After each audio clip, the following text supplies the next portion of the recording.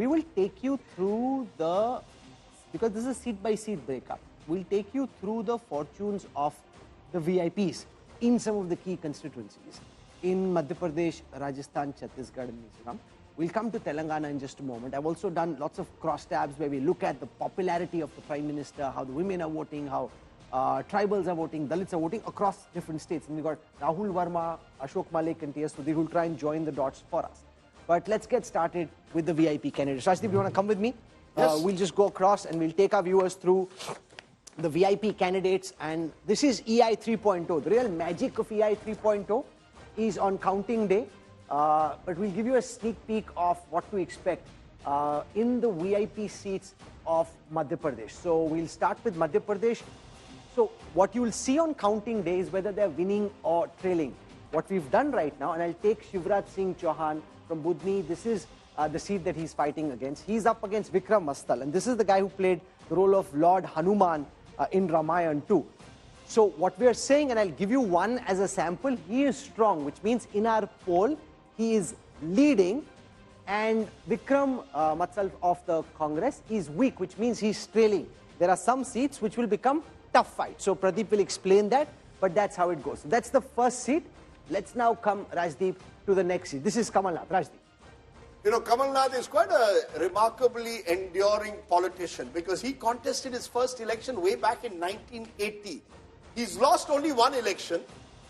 Interestingly, the election that he lost meaning he put up his wife in a by-election in 1996 when he was charged with Hawala. He wasn't given the ticket. He put up his wife Alka and she lost to the old strongman of Madhya Pradesh of the BJP, Sundarlal Patwa. But apart from that, he's won every election, whether state or general election. And that's quite a feat. So he is winning.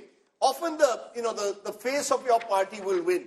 That doesn't mean your party is doing very well. Do you want to explain, Pradeep, before we go further, how people should read this data? I'm just being careful because this is not a gimmick or a game, right? And because people are taking every comma and full stop so seriously, so even if it gets a bit technical, I want to spend some time on how you should decode this rather than just saying he's winning, he's trailing, Shivraj jeete, Kamal Nath jeete, or XYZ hare. Just explain how to look at this data in a more meaningful fashion. This is the kind of popularity of that particular party on that day because people vote for a symbol. Symbol belongs to a party.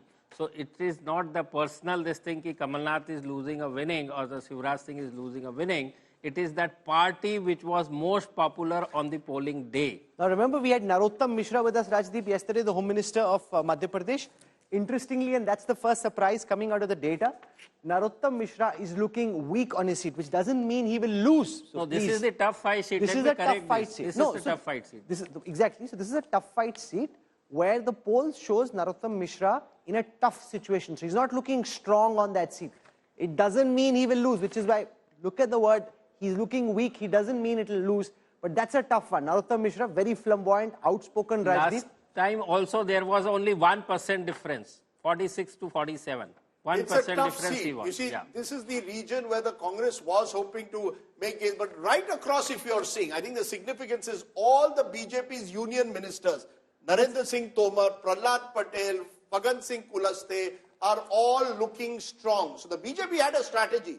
I think the BJP micromanaged Madhya Pradesh. They decided if we put up these union ministers, we will get the benefit in the constituencies around it. And from what our data is showing, that's happening. You know, Narendra Singh Tomar, many people, when you went to Dimni, said, he's in trouble. Local journalists said, takkar hai. Because there are two Tomars there, and there is one Rajput in that, there are two Rajputs there, and there is one Brahman there. So they thought, in the fight between the Tomars, will the Brahman come through? That's not happening at the moment. He's looking strong. Let me explain this seat in a detail.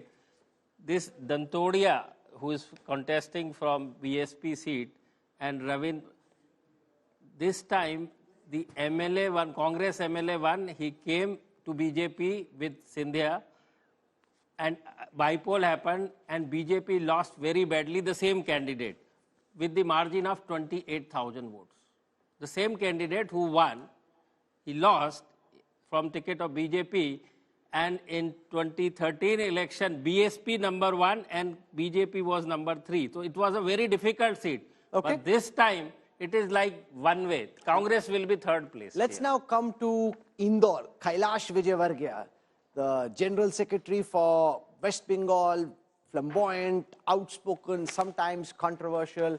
He's fighting. He said, "Arey, meko to ladna hi nahi tha, mujhe bhej diya." But anyway, he's looking comfortable.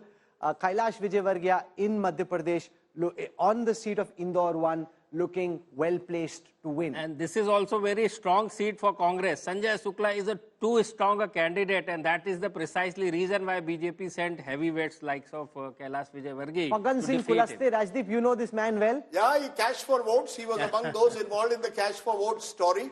But again, this is strategy.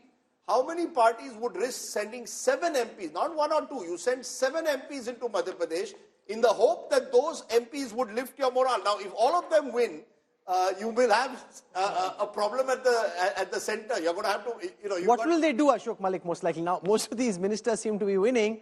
Now, you've got just a few months to go for the general elections. Do you then, because you will have to, if all of them go to Madhya Pradesh, do some kind of a cabinet reshuffle and bring new people in, but just a few months to go? I think the BJP would have achieved 2 things if these results hold. One, they sent all these heavyweights to Madhya Pradesh and said, you all have skin in the game. So you can't sit back and say, let Shivraj win and lose this election. I'm not involved. You have skin in the game, you get involved. And the chief minister's job is open to anyone because they have not declared a chief minister. So they all but can I argue that if the BJP ends up with the kind of seat share that Pradeep is predicting, 140 to 162, it's very difficult then to change Shivraj Singh Chauhan. At 105, 115, you say, okay, we manage the election. I would, there's a counter argument to that. Which is? If you have a very narrow majority, then Shivraj, it's difficult to replace Shivraj because the last time when you managed to form a very precarious government by getting Scindia's people in, only Shivraj could hold together that.